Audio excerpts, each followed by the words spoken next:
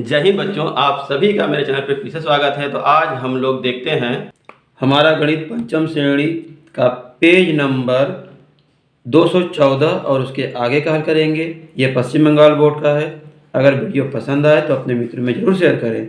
अगर आप मेरे चैनल पर पहली बार आए हैं तो कृपया चैनल को सब्सक्राइब कर लें, साथ में बेल आइकन को भी दबा दें ताकि आगे आने वाली वीडियोज़ की नोटिफिकेशन आपको सबसे पहले मिल जाए। तो चलिए शुरू करते हैं।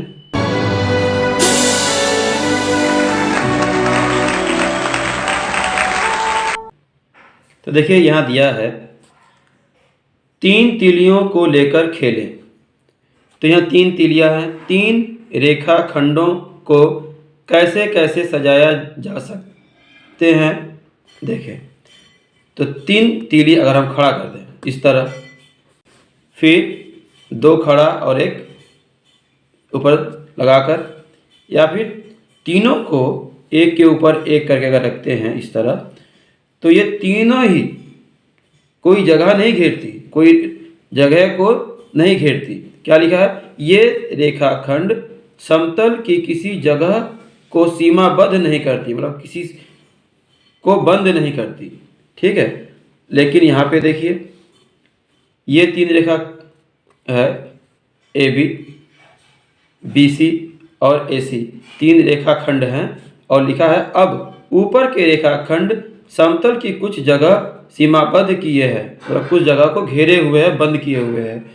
यह सीमाबद्ध समतालिक चित्र है त्रिभुज। ठीक है। इसको हम इस ऐसी आकृति को क्या कहेंगे? त्रिभुज।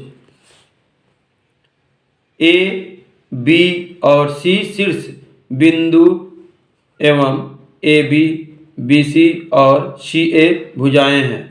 इसमें जो है ए बी और सी क्या है? शीर्ष है, और ए बी 1, बी सी 2 और ए सी ये 3 रेखाखंड हैं जो त्रिभुज की भुजाएं हैं। तो यहाँ पे दिया है 3 सरल रेखाखंडों द्वारा सीमाबद्ध समतालिक चित्र है त्रिभुज, या फिर 3 रेखाखंडों से बनी बंद आकृति को हम लोग त्रिभुज कहते हैं, ये भी हम कह सकते हैं। फिर दिया है अब विभिन्न प्रकार के त्रिभुज बनाएं और उनके भुजाओं की लंबाई को मापें। तो एक यहाँ पे त्रिभुज बना हुआ है और कह रहा है इसकी लंबाई नापिए भुजाओं की। तो हम इसको अगर हम नापते हैं, यहाँ से देखिए नाप रहे हैं, तो 3 से 1 पॉइंट कम है, तो हम 2.9 लिख सकते हैं, 2.9। यहाँ पे देखिए इसको देखते हैं, यहाँ से भी कम है ना।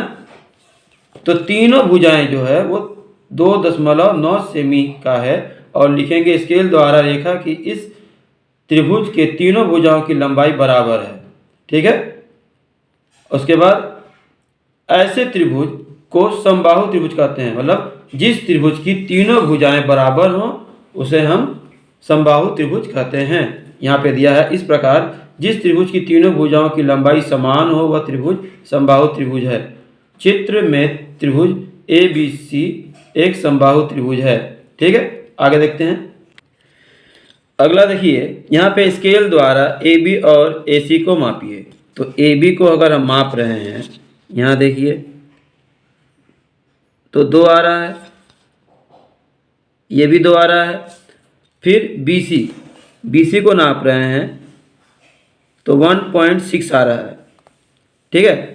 यह बड़े से एक और आगे है तो 1.6 लिख देंगे, सेमी है। ए बी और ए सी भुजाओं की लंबाई क्या है? बराबर है।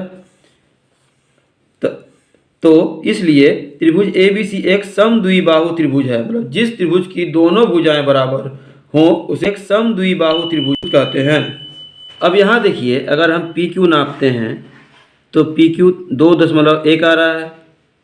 फिर क्यू आर नापते हैं तो 3.3 आ रहा है। ठीक है।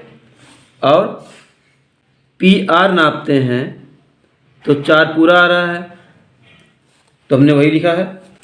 अब यहाँ पे है पी क्यू, क्यू आर और पी आर भुजाओं की लंबाई असमान है, बराबर नहीं है। तो ऐसी त्रिभुज क्या है? पी क्यू आर एक विषमबाहु त्रिभुज है। जिस त्रिभुज की तीनों भुजाएं असमान हो, बराबर ना हो, वह विषमबाहु त्रिभुज कहलाता है। ठीक है। अब यहाँ देखिए यहाँ भी 2 तीलियाँ लगी है, ये 2 तीलियाँ लगी हैं और ये भी 2 तीलियाँ, मतलब तीलियों की लंबाई बराबर है तीनों भुजाओं की, तो समबाहु त्रिभुज। यहाँ 2 तीली, यहाँ 2 तीली और लेकिन नीचे 3 तीली, तो ये और ये बराबर है, 2 भुजा बराबर है, तो सम द्विबाहु त्रिभुज। और यहाँ पे तीनों भुजाएं बराबर नहीं है, एक में 2 तीली है, एक में 3 तीली है, एक में 4 तीली है, तो तीनों असमान है, तो विषमबाहु त्रिभुज लिख लेंगे। ठीक है, आगे हम क्या देखते हैं कि अगर 2 भुजाओं का योग कम है, देखिए 1 है, ये 2 है, तो 3 जोड़ने पे, लेकिन यहाँ पे 1 2 3 4 5, नीचे 5 है, 5 से अगर ये कम है तो त्रिभुज नहीं बनेगा। ठीक है, अब यहाँ देखते हैं, अब माचिस की तीलियों द्वारा त्रिभुज बनाने की कोशिश करें जिनकी तीनों भुजाओं में तीलियाँ रहेंगी क्रमशः। नंबर 1 में 2 3 और 5, नंबर 2 में 2 2 और 5, नंबर 3 में 1 3 और 5, नंबर 4 में 1 2 और 5, नंबर 5 में 3 3 और 5। तो हम देखते हैं, देखिए त्रिभुज नहीं बनाया जा सका, क्यों? 2 ऊपर गया और 3 आया तो फिर यहाँ मिला नहीं, कम पड़ गया, है ना, तो इसलिए त्रिभुज नहीं बना, क्योंकि 2 भुजाओं को जोड़ने पे 5 आ रहा है और नीचे भी 5 ही है। फिर देखिए त्रिभुज नहीं बनाया जा सका, क्यों? 2 भुजाओं को जोड़ने पे तीसरी भुजा से छोटी हो रही है, 2 ऊपर 2 इधर, मिला नहीं। तीसरा देखिए 2 भुजाओं को जोड़ने पे तीसरा से छोटा है, 3 और 1 है, ये भी नहीं बना। चौथा भी जोड़ने पे तीसरी भुजा से छोटी है, इसलिए ये भी नहीं बना। लेकिन यहाँ देखिए 2 भुजाओं को जोड़ें तो तीसरी भुजा से अधिक हो रहा है, 2 भुजाओं का योग तीसरी भुजा से अधिक है। तो हम लोगों ने ये पाया कि त्रिभुज बनाने के लिए त्रिभुज के किसी 2 भुजाओं की लंबाई का योग तीसरी भुजा की लंबाई से अधिक रहेगा, तभी त्रिभुज बन पाएगा। ये नियम है, इसको आप लोग रट लीजिए। ठीक है, अब देखिए यहाँ पे लिखा है अपने से करें, तो यहाँ देखिए पहला दिया है 2 3 और 6 तीलियों से त्रिभुज बना पाते हैं या नहीं, देखें। तो हम लोग इस तरह से लिख लेंगे कि हल, यहाँ दिए हुए तीलियों से त्रिभुज नहीं बनेगा क्योंकि 2 + 3 जो है वो 6 से छोटा है। ठीक है, हमेशा 2 भुजाओं का योग तीसरी भुजा से अधिक होनी चाहिए, जो कि तीसरी भुजा से कम है, तो इसलिए यहाँ नहीं बनेगा। हम इसका नियम भी लिख सकते हैं कि नियम यह है कि त्रिभुज बनाने के लिए त्रिभुज के किसी 2 भुजाओं की लंबाई का योग तीसरी भुजा की लंबाई से अधिक रहेगा। ठीक है, किसी भी 2 भुजा को अगर हम जोड़ते हैं तो वो तीसरी भुजा से अधिक होगी तो ही त्रिभुज बन पाएगा, नहीं तो नहीं बनेगा। ठीक है, यहाँ पे इन दोनों को जोड़ने पे क्या हो रहा है, 6 से कम हो जा रहा है, इसलिए नहीं बन रहा है। आगे देखते हैं, दूसरा है एक भुजा हेतु 6 तीलियों के लेने पर अन्य भुजाओं के लिए कितनी तीलियों को लेंगे ताकि एक त्रिभुज बनाया जा सके। तो यहाँ पे हम अन्य 2 भुजाओं के लिए 6 से अधिक तीलियाँ लेंगे तो ही त्रिभुज बन पाएगा।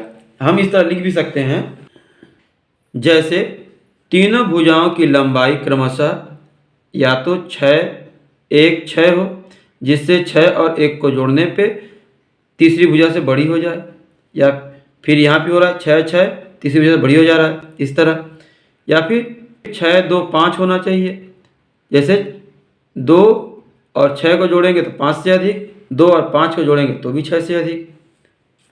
तो इस तरह हम लोग 6 से अधिक तीलियाँ लेंगे तो त्रिभुज बना पाएंगे। ठीक है,